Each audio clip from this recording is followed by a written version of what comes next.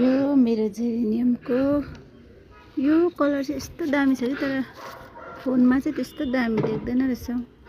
यस्तो दामी छ यो कलर, भेलभेटी रेड, यस्तो ब्लड रेडमा छ। अन्त यो चाहिँ अलिक लाइट रेड छ। त्यहाँदेखि यो हेर्नु न बट कत्रो ठुल्ठुलो छ यसको। यता वाइट हो अनि यो कस्तो अलिक पिङ्क खालको रेड छ। यहाँ चाहिँ फेरि रेड देख्दो रहेछ, हेर्नु कस्तो दामी छ। यसको चाहिँ यति बेसी बट हुन्छ कि 30-40 वटा जस्तो।